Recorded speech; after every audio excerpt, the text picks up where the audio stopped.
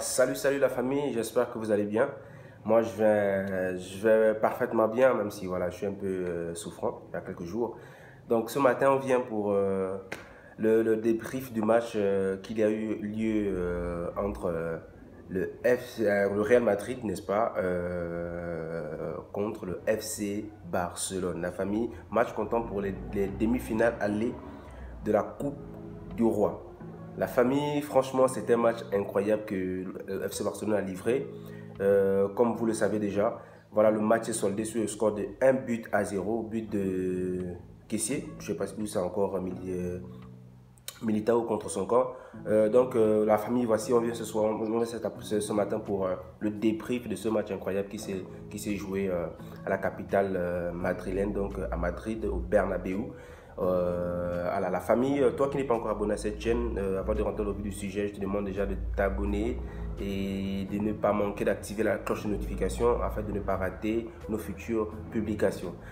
Voilà, la famille déjà, c'est un match incroyable qu'on a regardé. Le FC Barcelone qui effectue déjà le déplacement en ayant beaucoup d'absents. Lewandowski, Ousmane Dembélé, Petri. On a aussi Christensen. C'est presque 30% de l'équipe qui est vraiment restée à l'infirmerie. Donc Xavi effectue ce déplacement avec une équipe assez affaiblie, on va dire. Et moi particulièrement, je ne voyais pas le FC Barcelone aller gagner à Bernabéu. Au Bernabéu, c'était vraiment, pour moi, c'était pas possible. Mais on a assisté à une partie, à un match incroyable du FC Barcelone. Voilà pourquoi je viens me faire ce début ce matin, parce que je pouvais dire, bon, voilà, je laisse passer. Mais le match était tellement intéressant que je me suis dit, non, malgré la petite grippe qui m'embête, il faut que je fasse ce débrief de la famille. Xavi nous a surpris. Xavi nous a surpris, ok, Xavi nous a surpris parce que le FC Barcelone, on sait que c'est une équipe qui aime poser le ballon, qui aime jouer avec le ballon, qui aime faire circuler le ballon, qui aime conserver le ballon, quelle que soit l'équipe avec laquelle elle joue, contre laquelle elle joue, le FC Barcelone connaît toujours poser le ballon, toujours garder la balle, même quand elle perd. Mais là, nous avons vu du cholismo, c'est-à-dire une équipe qui a accepté de souffrir jusqu'à la fin. Vraiment, félicitations, félicitations. En fait, je me rends compte que donc, le FC Barcelone accepte de perdre même face à Almeria parce qu'on a perdu 1-0 face à Almeria un week-end en championnat. Le FC Barcelone accepte de perdre face à United, peut accepter de perdre face à n'importe quelle équipe en Europe, sauf face au Real Madrid. Ouais, en fait, les classicos sont des matchs, je comprends que les classicos sont des matchs différents, c'est des matchs spéciaux. Parce que parfois le Real Madrid est diminué, parfois le Barça aussi est diminué, mais lorsque ces deux équipes se rencontrent, le match il est totalement différent que les matchs avec lesquels les matchs qu'ils jouent avec les autres équipes en fait. Et le FC Barcelone a fait un match incroyable.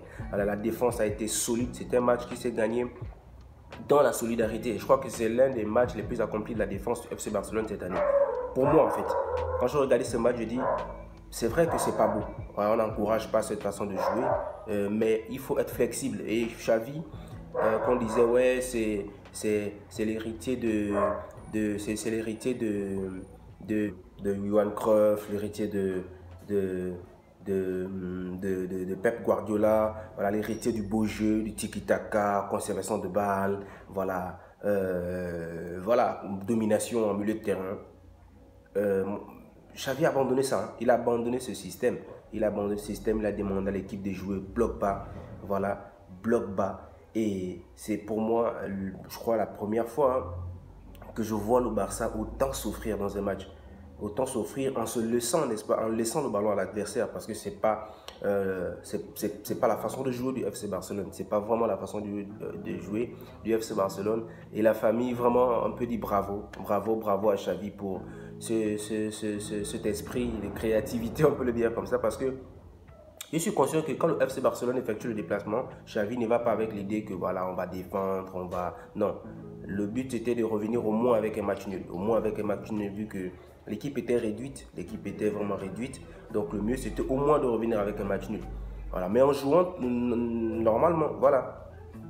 Et c'est certainement au cours du match que quand le Barcelone se met à marquer le premier but, je crois à la 26e minute par Kessié, ballon renvoyé dans les filets par Militao, c'est à partir de ce moment que Xavi s'est dit en la deuxième période que bon, on va défendre le score parce que le son diminue en attaque. On a Ferran Torres qui n'est pas réellement un neuf, qui lui également n'a pas été très bon. Au milieu de terrain, on a le manque de Gavi qui est voilà, l'un des meilleurs milieux de terrain de notre équipe depuis déjà 2 ans, si ce n'est le meilleur. Voilà.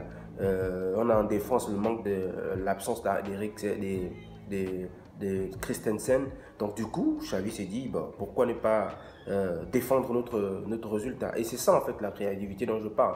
Parce que c'est ici, il a prouvé qu'en fait on peut être flexible. Pas forcément on peut, c'est vrai que nous sommes fidèles à notre système de jeu, mais par moment il faut être flexible selon les circonstances pendant le match.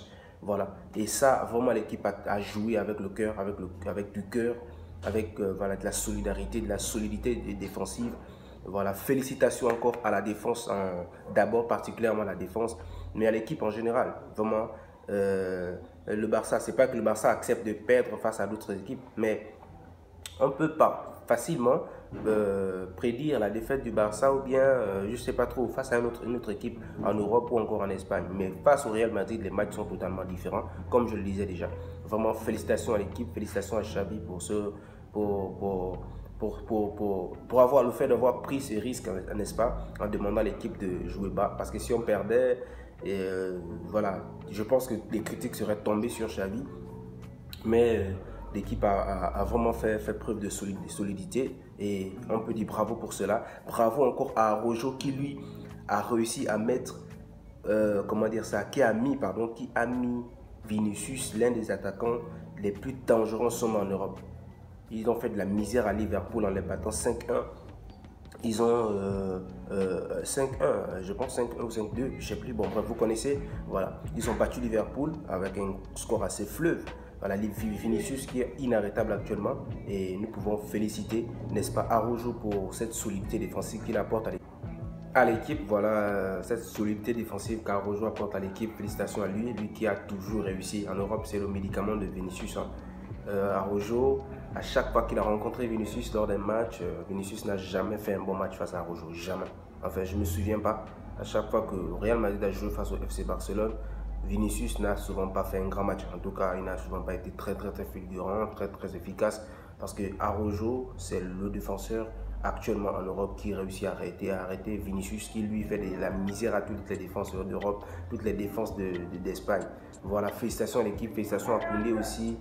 Félicitations à la famille, à toute l'équipe, à Xavi également, qui a fait preuve de fidélité, preuve de flexibilité, pardon. Et voilà, vraiment félicitations.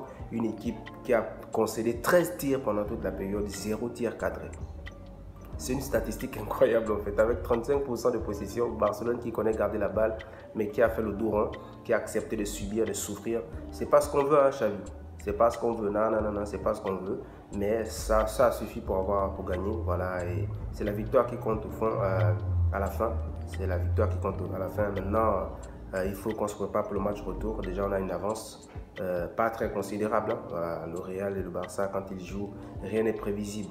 Mais c'est déjà une bonne avance avec une équipe assez diminuée. Et je crois qu'au retour, on pourra récupérer les absents et voilà, l'équipe sera un peu plus équilibré. Voilà la famille, ce que je pouvais dire par rapport à ce match. Nous sommes contents. Félicitations à Xavi, félicitations à l'équipe, félicitations à tous les guerriers de cette partie. Ensuite, on se retrouve dans un prochain débrief. N'oublie pas de t'abonner, toi qui n'es pas encore abonné. À tout à l'heure. Ciao.